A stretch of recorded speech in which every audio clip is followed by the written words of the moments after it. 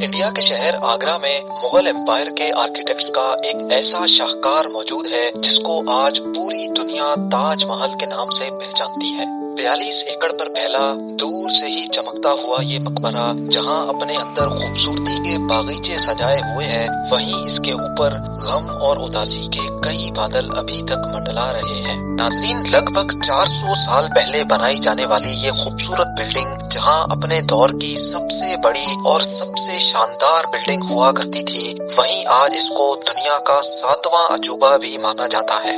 اس عالیشان structure کو بنانے میں 20,000 مزدوروں نے دن رات خون پسینہ بہایا، اور وہ بھی 1 یا 2 سالوں تک نہیں بلکہ پورے 22 سالوں تک۔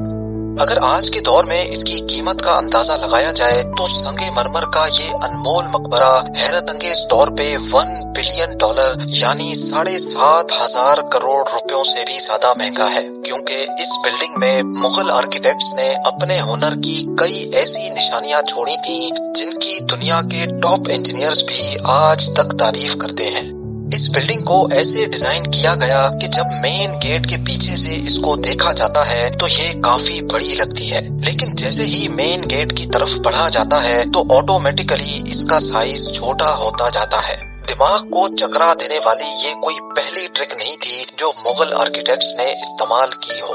اس کے گرد چاروں میناروں کو بالکل سیدھا کھڑا نہیں کیا گیا، بلکہ یہ مینار باہر کی طرف تھوڑا جھکے ہوئے ہیں، کیونکہ اگر ان کو سیدھا کھڑا کیا جاتا تو دور سے دیکھنے پر یہ اندر کی طرف جھکے ہوئے لگتے، جیسا کہ ان مسجدوں میں آپ دیکھ سکتے ہیں۔ ان میناروں کو باہر کی طرف جھکانے کا ایک اور ریزن بھی تھا، اور وہ یہ تھا کہ خطرناک ارتھ کوئک کی صورت میں اگر یہ مینار گرے بھی تو یہ باہر کی طرف گر کر تاج محل پر ایک آنچ بھی نہ آنے دے۔ لیکن آخر ماجرا کیا تھا کہ اس کو بنانے والے کسی صورت میں اس پر ایک خراش بھی برداشت نہیں کر سکتے تھے۔ تاج محل کے وہ کون سے راز تھے جن کو 400 سال پہلے چھپانے کی کوشش کی گئی تھی، اور جب اس دور میں کنکریٹ یا اسٹیل ہی نہیں ہوا کرتا تھا تو آخر اس عالیشان مقبرے اور اس پر موجود 40 میٹر اونچے ڈوم کو کیسے بنایا گیا؟ یہ سب اور اس سے بھی زیادہ آپ جان سکیں گے آج کی اس اسپیشل ویڈیو میں۔ ناظرین، یہ معاملہ اسٹارٹ ہوا تھا سن 1607 میں، جب انڈیا اور پاکستان کے اس خطے میں مغل امپائر کا ہولڈ ہوا کرتا تھا۔ اس دن مغل شہنشاہ کا سب سے چھوٹا بیٹا شہاب الدین محمد خرم 15 سال کا ہو چکا تھا، اور اسی کی سیلیبریشن کے لیے آگرہ فورٹ میں ایک عالیشان پارٹی رکھی گئی تھی۔ خرم مغل شہنشاہ کو سب سے زیادہ عزیز تھا، اسی وجہ سے اس کے ہر جنم دن پر اس کو ہیرے جواہرات اور سونے سے تولا جاتا تھا، یعنی جتنا وزن شہزادے خرم کا ہوتا تھا اتنا ہی خزانہ اس کے نام کر دیا جاتا تھا۔ لیکن اس جنم دن پر کچھ اور بھی خاص ہونے والا تھا۔ مغل شہنشاہ نے شہزادے خرم کی شادی اپنے ایک وکیل کی بیٹی کے ساتھ کر دی جس کو ممتاز محل کے نام سے جانا جاتا ہے۔ ممتاز اور خرم کو پہلے دن ہی ایک دوسرے سے بے انتہا محبت ہو چکی تھی، اور اس وقت یہ کسی کو بھی معلوم نہیں تھا کہ اس محبت کا بول بالا ہمیشہ کے لیے رہنے والا ہے۔ اگلے 10 سالوں تک شہزادے نے کئی جنگیں لڑی اور ان میں بھرپور کامیابی بھی حاصل کی۔ اسی وجہ سے شہنشاہ نے خوش ہو کر ان کو شاہ جہاں کے لقب سے نوازا، جس کا مطلب ہے دنیا کا بادشاہ۔ شاہ جہاں کی ٹوٹل 6 بیویاں تھیں جو آگرہ فورٹ کے حرم میں ہی رہتی تھیں۔ ان 6 میں سے شاہ جہاں سب سے زیادہ محبت ممتاز سے کرتے تھے، اور یہی وجہ تھی کہ ان کا زیادہ تر وقت ممتاز محل کے ساتھ ہی گزرتا تھا۔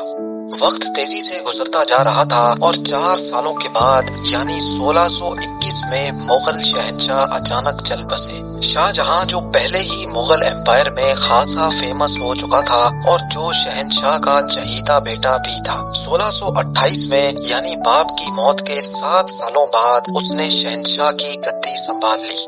پوری مغلیہ سلطنت اپنے نئے شہنشاہ سے بے حد خوش نظر آتی تھی۔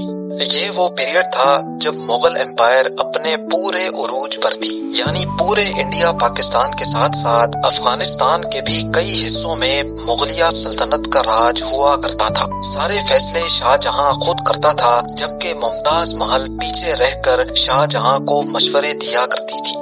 لیکن کسی کو بھی اس بات کا علم نہیں تھا کہ یہ خوشیاں عنقریب ماتم میں بدلنے والی ہیں۔ گدی سنبھالے ابھی 1 ہی سال گزرا تھا کہ ایک بار پھر سے مغل امپائر کو دشمنوں کا سامنا کرنا پڑا۔ اگلے 2 سال جنگ چلتی رہی اور شاہ جہاں کو اس جنگ میں بھی بھرپور کامیابی نصیب ہوئی، لیکن شاہ جہاں ابھی اس کامیابی کا جشن مناتے کہ ان کو ایک افسوسناک خبر سے آگاہ کیا گیا۔ ممتاز محل جو کہ شاہ جہاں کے 14ویں بچے کو جنم دے رہی تھی، اس کی حالت بگڑ گئی اور 17 جون سن 1631 کو وہ نہ چاہتے ہوئے بھی اس دنیا سے چل بسی۔ پوری مغلیہ سلطنت کا جشن دیکھتے ہی دیکھتے ماتم میں بدل گیا۔ یہ خبر جو شاہ جہاں پر آگ بن کر گری تھی، اس نے تو جیسے ان کی دنیا ہی ختم کر ڈالی۔ شاہ جہاں کی سب سے پہلی محبت اور ان کی سب سے عزیز بیوی ممتاز محل اس دنیا سے رخصت ہو چکی تھی۔ کہا جاتا ہے کہ اس غم کی پرچائی نے شاہ جہاں کو کالے اندھیروں میں دھکیل دیا تھا۔ اگلے 8 دنوں تک انہوں نے کچھ نہیں کھایا اور اگلے 2 سالوں تک نہ کوئی موسیقی سنی اور نہ ہی پرفیوم لگایا۔ ممتاز محل نے مرنے سے پہلے ایک آخری خواہش کی تھی۔ وہ چاہتی تھی کہ ان کی قبر دنیا کے سب سے خوبصورت مقبرے میں بنائی جائے۔ اس ٹاسک کو اور ممتاز محل کی آخری خواہش کو پورا کرنے کے لیے شاہ جہاں نے اپنی ساری دولت اور پوری زندگی وقف کرنے کا ارادہ کر لیا۔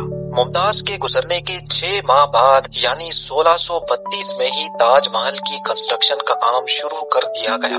قریب 20,000 سے بھی زیادہ مزدور، پتھر تراش اور کاریگروں کو پوری سلطنت سے اکٹھا کیا گیا۔ لشکروں کے لشکر شاہ جہاں کے حکم پر آگرہ بلوا لیے گئے تھے۔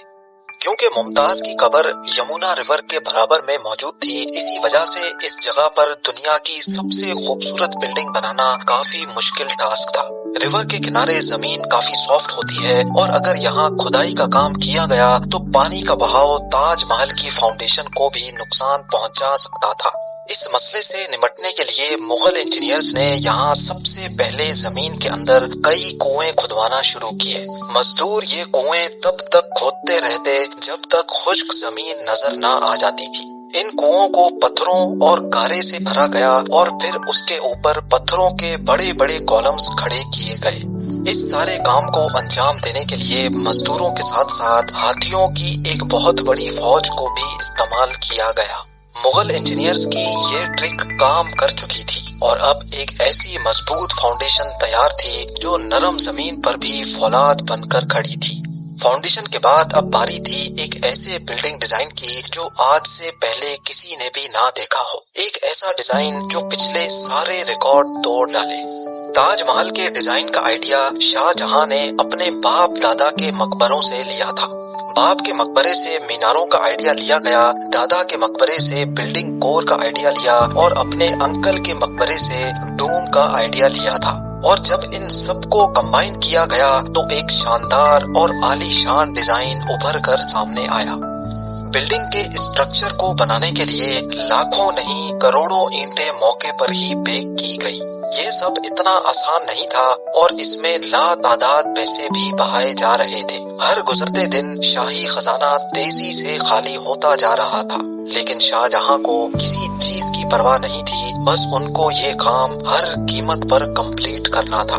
کہا جاتا ہے کہ تاج محل کی کنسٹرکشن میں اتنے زیادہ لوگ لگائے گئے تھے کہ ان کی وجہ سے آس پاس کے علاقوں میں کھانا پینا ختم ہو گیا تھا۔ 20,000 مزدوروں اور کاریگروں کی ڈیمانڈ پوری کرنے کے لیے شاہ جہاں نے آس پاس کے تمام علاقوں سے اناج آگرہ منگا لیا تھا۔ کئی سالوں کی محنت کے بعد بلڈنگ کا اسٹرکچر کمپلیٹ ہو چکا تھا اور اب باری تھی اس کو سنگ مرمر سے سجانے کی۔ یہ سنگ مرمر آگرہ سے 400 کلومیٹر دور راجستھان سے منگایا جانا تھا، کیونکہ یہاں کا مکرانہ ماربل آج تک دنیا کا فائنسٹ ماربل مانا جاتا ہے۔ شاہ جہاں نے تاج محل کے لیے پورا مکرانہ ماربل ریزرو کر لیا تھا، یعنی جب تک تاج محل کی ڈیمانڈ پوری نہیں ہو پائے گی تب تک کسی کو بھی یہ ماربل خریدنے کی اجازت نہیں تھی۔ 1000 ہاتھیوں کی مدد سے ہزاروں ٹن وزنی ماربل راجستھان سے آگرہ منگایا گیا۔ تاج محل کا یہ خوبصورت ڈوم اتنا بڑا ہے کہ اس کا اندازہ صرف آنکھوں سے دیکھ کر ہی لگایا جا سکتا ہے۔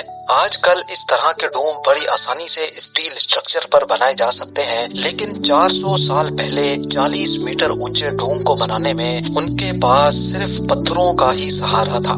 اس ڈوم کو بنانے میں مغل انجینئرز نے جو اسٹریس کیلکولیشن کی تھی اس کی آج کے انجینئرز بھی بہت تعریف کرتے ہیں۔ تاج محل کی فنیشنگ کے لیے اس کو پیٹرا ڈورا یا پرچن کاری سے ڈیکوریٹ کیا جانا تھا۔ پیٹرا ڈورا ایک ایسی کلاکاری کو کہا جاتا ہے جس میں قیمتی پتھر کو ماربل کے اندر تراش کر لگایا جاتا ہے۔ ماربل کو بڑی مہارت اور باریکی سے قیمتی پتھر کی شیپ کے حساب سے تراشا جاتا ہے اور پھر اس میں پتھر کو گلو کے ذریعے چپکایا جاتا ہے۔